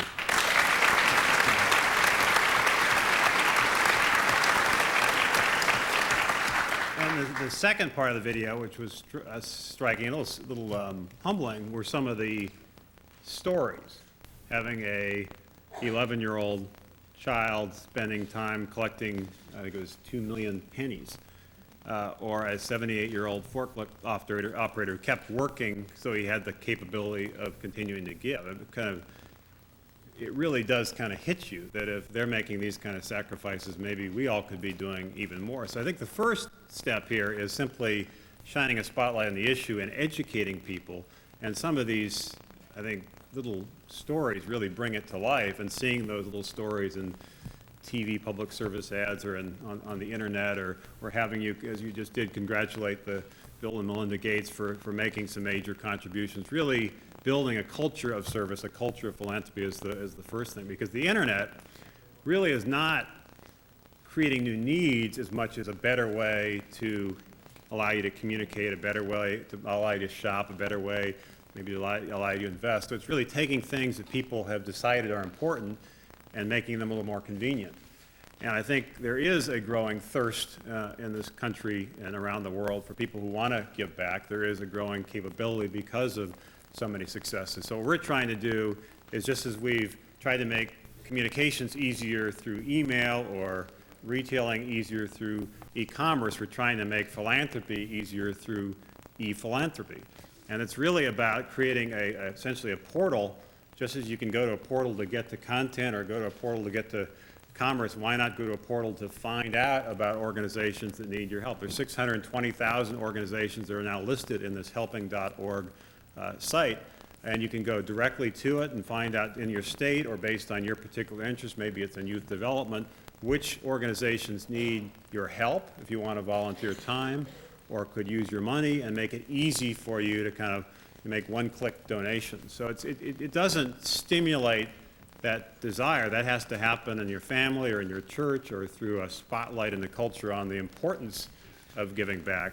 But it does make the process of giving back a lot easier. And we've seen this with email. Now AOL alone delivers more email each day than the U.S. Postal Service. The reason is it's so easy to type a message and send it. People are now more in touch with their family and relatives and business associates than they were before. It just made it easier. We want to make philanthropy easier. And it's not just an AOL initiative. We're working with American Red Cross and GuideStar and Volunteer Match. A lot of people have really come together to build the helping.org site, to build this portal for philanthropy, with the idea that we can take all these tens of millions of people who are starting to change their lives because of the internet and help them change society because of the internet as well.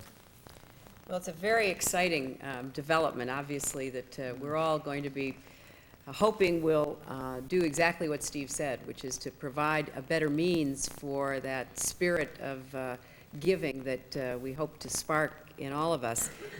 There was a roundtable also about e-philanthropy earlier today, sponsored by the National Charities Information Bureau, Greater Good, Charitable Way, the AOL Foundation, and the Commerce Department. And a group of nonprofit organizations and companies came together to discuss the pitfalls and potential of giving through the internet. And I'd like to ask one of the participants to speak briefly about what happened and perhaps some of the plans that might have come out of it. Bill Massey is the president of the National Charities Information Bureau. And Mr. Massey? Thank you, Mrs. Clinton and fellow guests. Earlier today, across the street from the White House at the U.S. Chamber of Commerce building, National Charities Information Bureau hosted a public forum on e-philanthropy, technology, and the nonprofit community.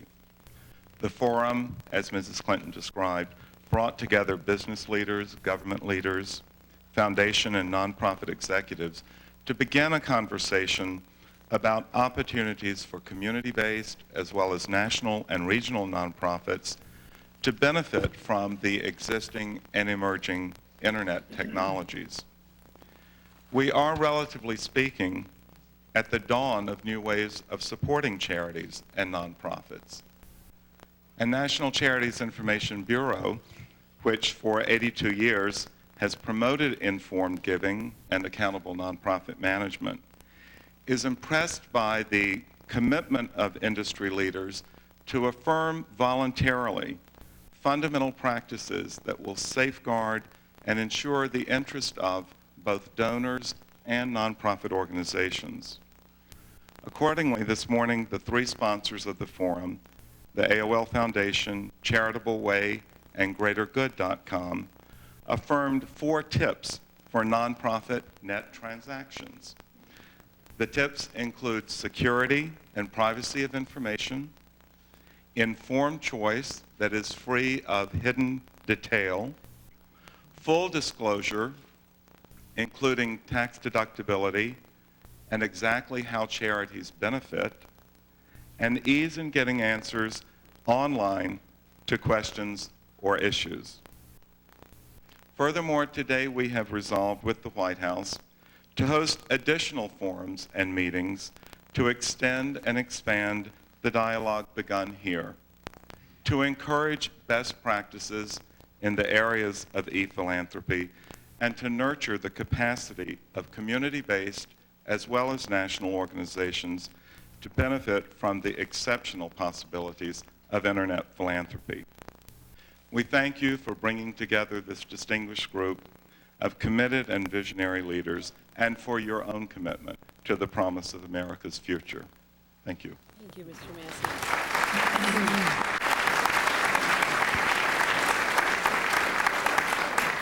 Well, our final participant in this segment of our program will be Professor Rosabeth Moss-Kanter, professor at the Harvard Business School, who is an expert on corporate community involvement. And I would like to ask Professor Kanter how employers can stimulate more individual giving and what some of the best practices you've seen might be. We have heard a set of very exciting stories and role models here today, and I'm glad that we're talking about the role of employers, because to some extent, the chance to do community service while employed by a company may be one of the hottest new employee benefits today.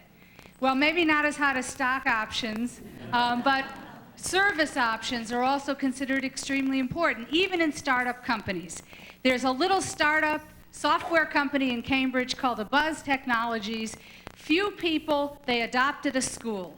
because it was a way that they could not only enhance their knowledge of software development by working with kids in the school and having to teach it, but it was a way to create a corporate culture that expressed their values. And employees today are too busy often to organize volunteer activities for themselves. They are grateful when the employer helps them do that. And there are many innovative new models on the horizon from which we all can learn. Some employers are starting to turn their employees into grant makers, a little bit like what we were learning about the yaks, although these are adults. Bank Boston, for example, through its diversity resource groups, organized groups of employees who were identified with a particular aspect of diversity, whether it was working parents, disabled employees, ethnic minorities, gays and lesbians, and gave them $25,000 that they could give in grants to organizations of their choice, which then stimulated those employees to give even more out of their personal funds and to begin to volunteer for the organizations that they were associated with.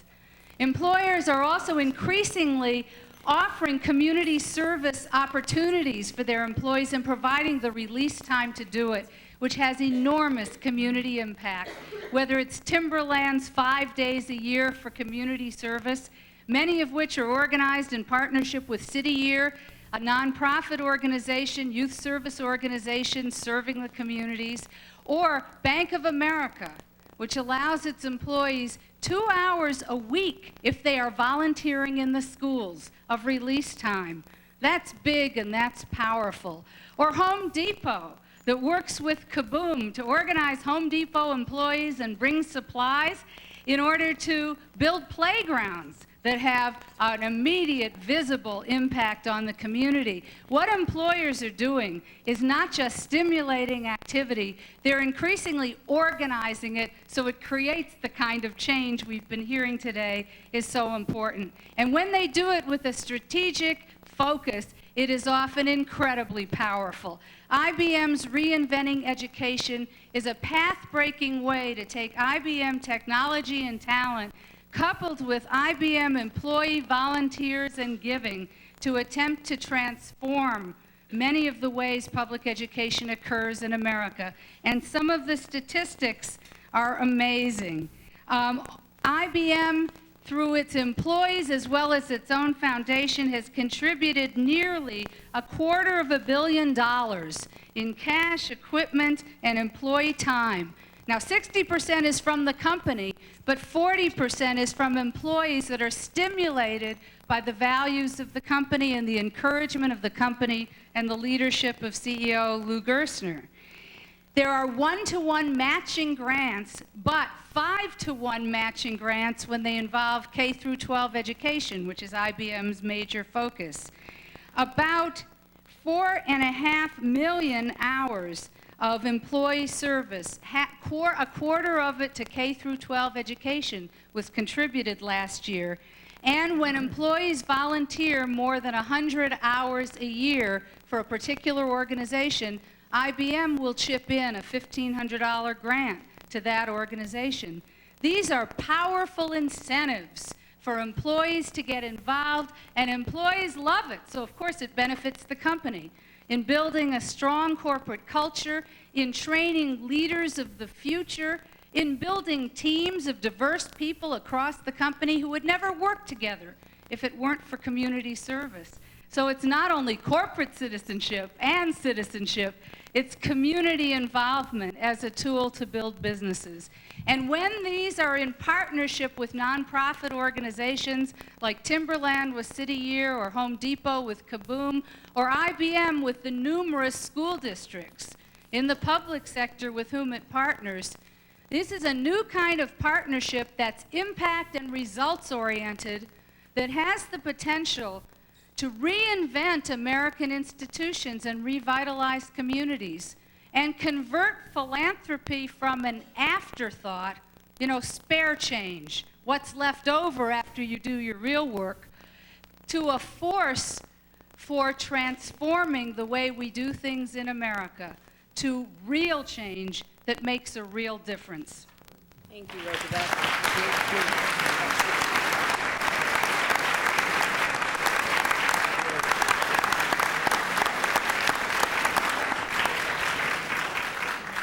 Well, the president is going to have to leave us before we get into further discussion, but I wanted to be sure that he had a chance for the final word of this segment of the conference.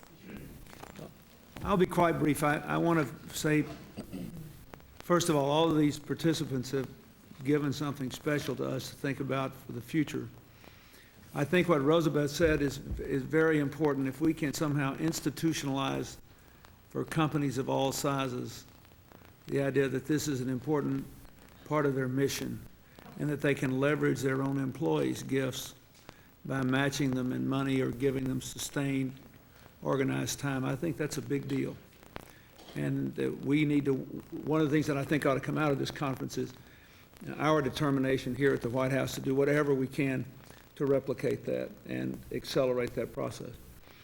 I think what Steve has done in giving interested people access to the world of giving in an intelligent way is also very important. Like, that's one of the things I said in the beginning. We want to not only increase the volume, but make sure people know what they're doing better.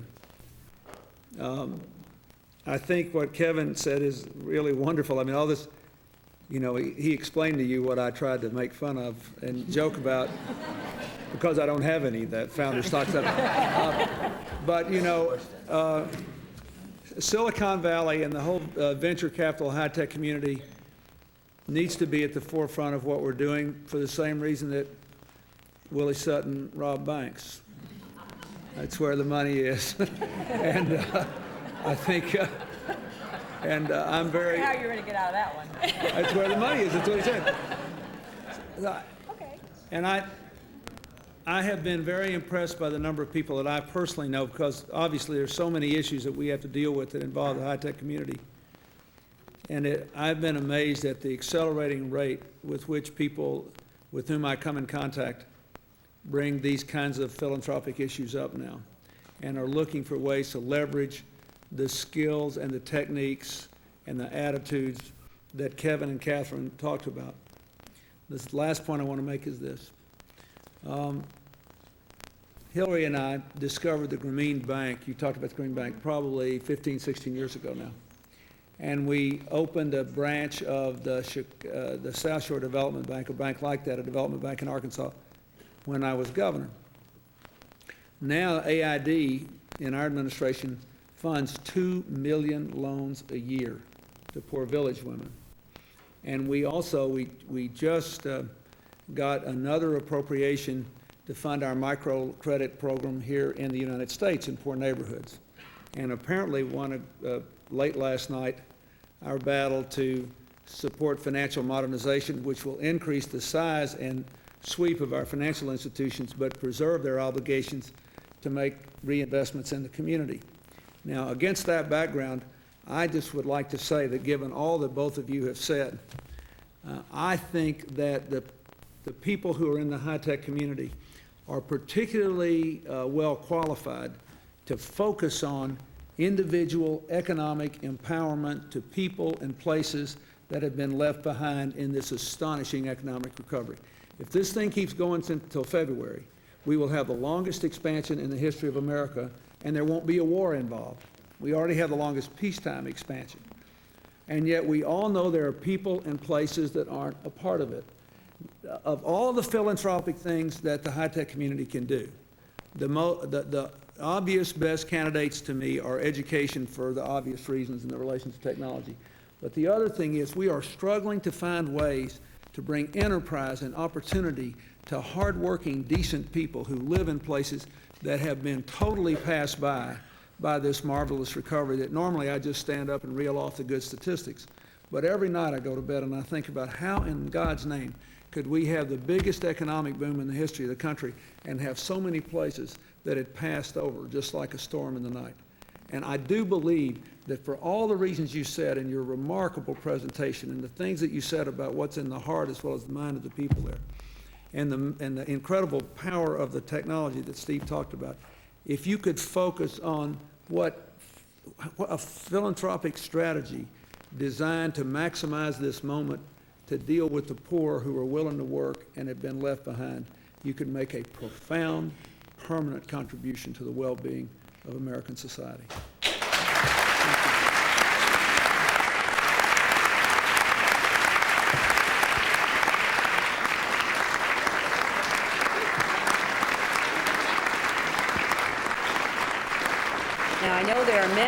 who have much to say, and I am not going to prejudge where we start. I think what we'll do is just begin, and if you will perhaps raise your hands for either questions or comments, we will have the folks with the microphones coming around, and I'll start right there with you, John. Hi, I'm John Paul DiGioria, and I am a baby boomer.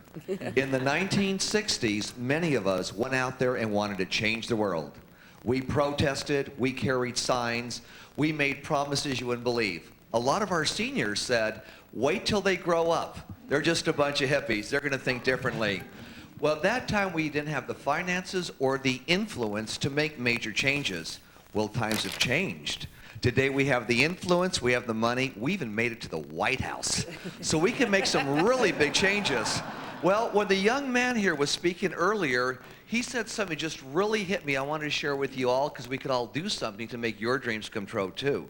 Now we can make great changes. We can help them change. Here's my suggestion.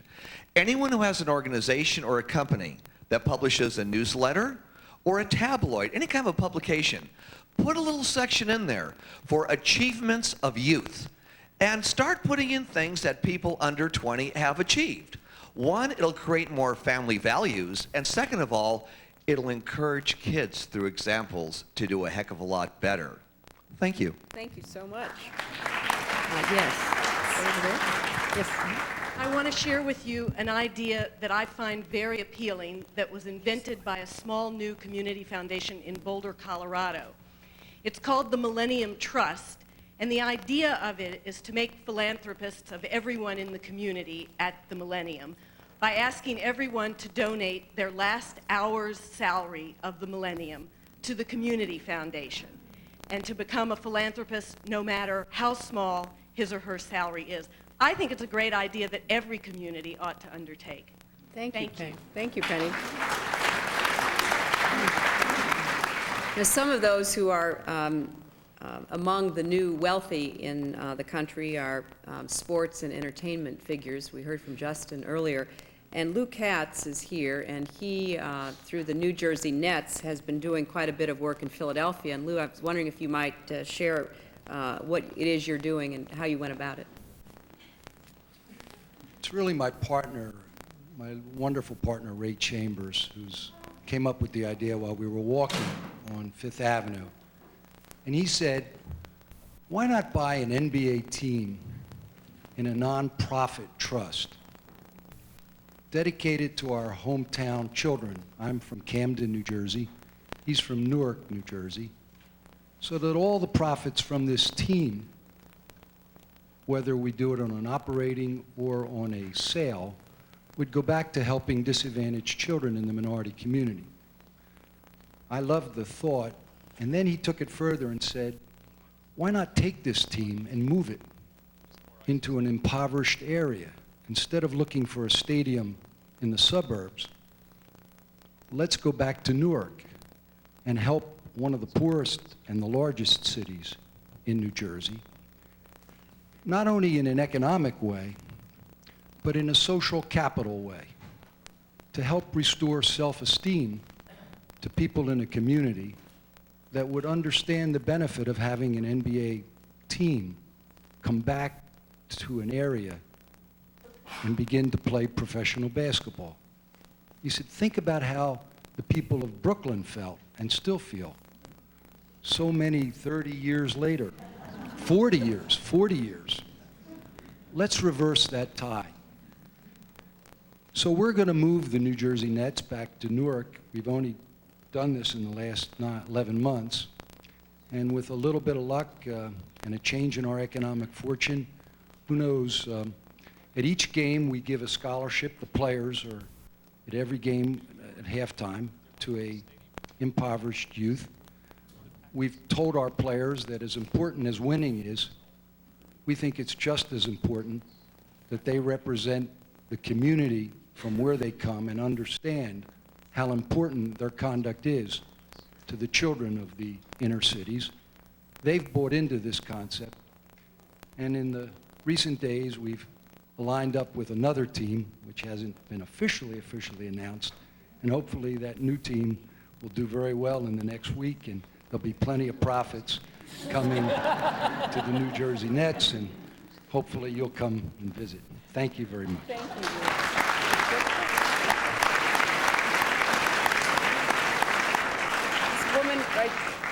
Young woman right there. Thank you. I'm Betty Bean with the United Way of America, and too delighted to be here. You know, the United Way is 1,400 organizations across this country, really about the business of making philanthropy local. The smallest one raises $14,000, the largest one $100 million. And we are benefiting from the economy just like everybody else is. Numbers are going up. But I want to raise an alarm for all of us. And it springs from back to that basic definition of philanthropy, that it's about helping our fellow man. It's not about investing in things that make our own lives more comfortable and delightful.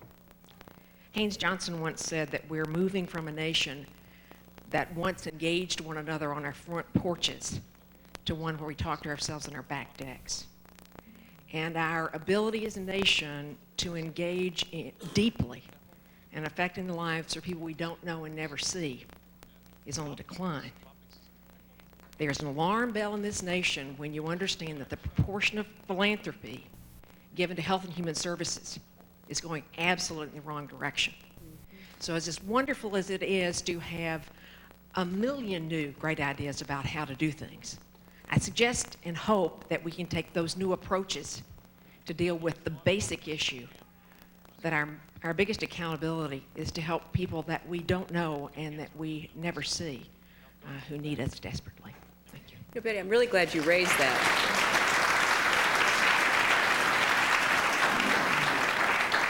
Because that's a very important point, that although philanthropy has stayed even and the 2% of a larger pie has gotten bigger, the proportion of that bigger pie that goes to health and human services to the neediest of the needy and the poorest of the poor is going down. And there was a recent report in the last week or two that a lot of the shelters that feed poor, hungry people in New York are running out of food. You know, so there's a way in which we don't want to skip steps here. I mean, you know, what we're trying to build is a better concept of a more effective philanthropy, but we got to remember that people's basic needs is where we started. To go back to the very beginning of this conference with the Thanksgiving image of the pilgrims who would have starved had it not been for that intervention. This gentleman right there. I was just going to offer something that might provide some focus among so many inspiring good ideas. If you look at the various commissions and studies that have been operating the last 3 years about what to do about keeping this spirit alive another 50 and maybe even 250 years, the common finding of all of those studies is to bring this subject back into the educational system. We lost it in the education system because it got pushed out. We all took civics, most of us anyway. It got pushed out in the name of more time for science, more time for biology, more time for various subjects. It got pushed out of the colleges for the very same reasons. And the rationale became, well, this is not really the responsibility of education. But if we really look at it, everything else that America depends on depends upon people being aware of the blessings of liberty and the responsibilities of supporting it.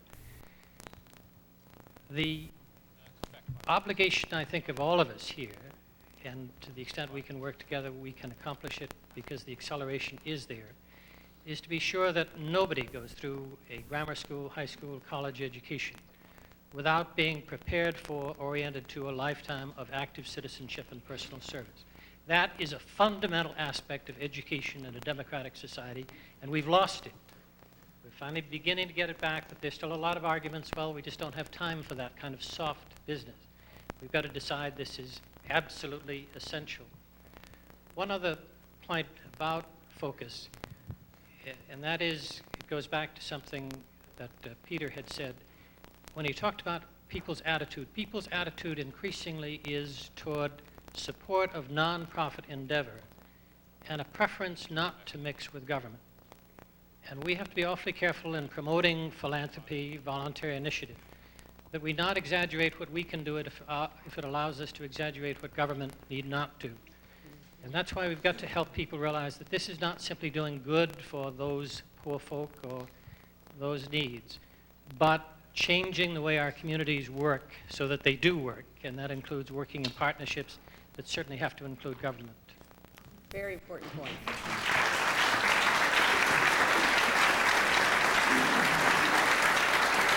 Yes, this gentleman right through there. Yes, sir. You. Yes, sir. Thank you, Mrs. Clinton.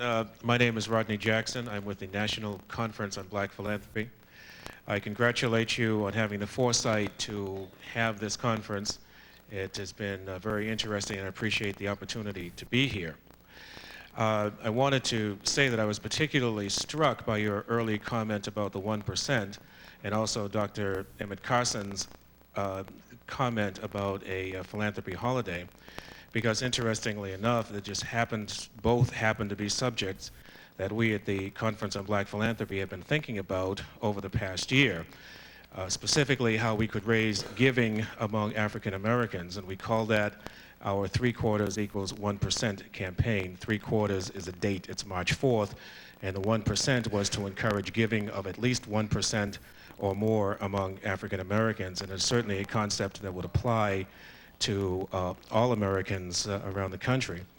So as the President already pointed out, this is a very big tent, and I wanted to, it occurred to me that perhaps there are other people who would be interested in making this idea a reality. So I wanted to extend a general invitation to anybody who wanted to just get together over coffee or juice or something and think about ways in which we can make the idea of a philanthropy holiday into a reality that would benefit the whole country and raise the boats for everybody. So we've had a couple of different ideas. Let's not forget, too, the last hour of pay of the year, too.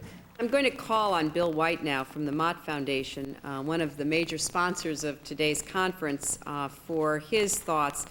And I know there are many, many more hands of many people who wish to speak. So I want to hear from Bill, and then I have a suggestion about how we can make sure everybody's included. Well, thank you. Everyone has commented that this is the first.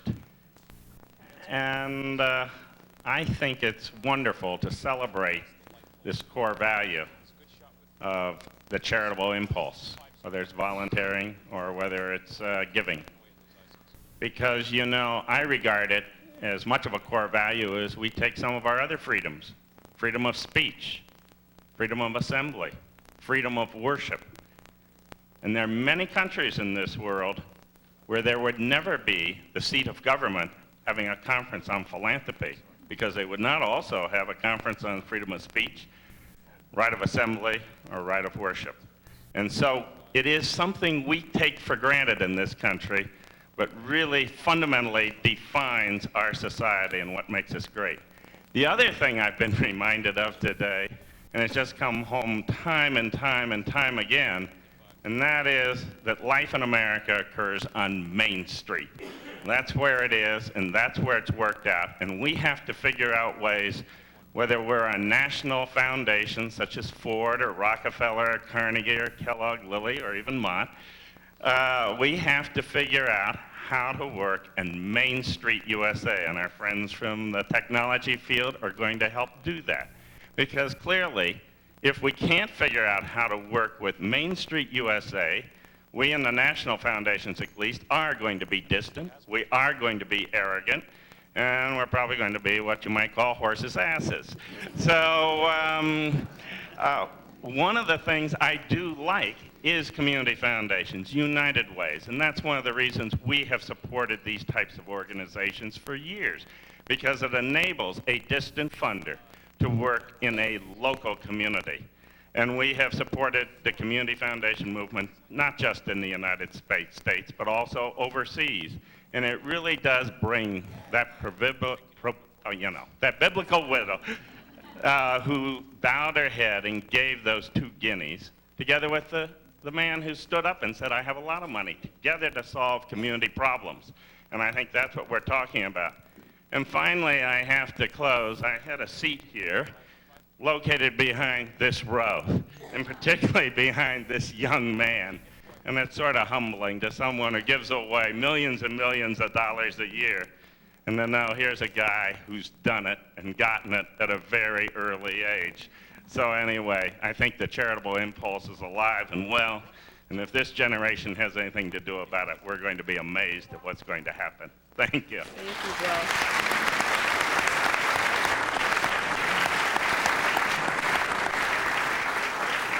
I want to thank everyone who has been a part of this. I want to thank again our sponsors for making it possible. But as Bill White was finishing his remarks, I was reminded how often in my travels in other parts of the world I would be met by lack of understanding about volunteerism and philanthropy. Because for people who lived under communism, totalitarianism, military dictatorships, there wasn't anything comparable at all to what we think of as volunteering. People were ordered to volunteer. They would be told that this is their duty to the leader or to the party or whatever. And so there was and still is in many parts of the world great suspicion about what we are sitting here talking about. The idea that people would assemble and freely speak and use their own money to meet social needs, to supplement government programs, has been, for most people in the world, truly a foreign concept. And yet, as more and more democracies are coming to grips with what it takes to create an ongoing, democratic, dynamic society, they're understanding what, for great fortune, Americans have always understood, and that is there has to be this charitable impulse put into action. There has to be an identification with your fellow citizen in order to create this concept of a common good that enables all of us to make progress together. So it is something that we cannot take for granted, and as we move into this new century, looking for new ways to deepen the American philanthropic tradition, I think we are not only doing it for ourselves in every way that that can possibly be meant, for our own personal satisfaction, for our own feeling of worthiness, and for our fellow citizens, those we can touch and see and those further distant, but we are doing it to set an example. Because only through the creation of civil society, which depends greatly on volunteerism and philanthropic works, can any society really understand what it means to be a democracy, and that then that democracy can be rooted in very, very strong soil. So this is an incredibly important occasion. Thank you all very much.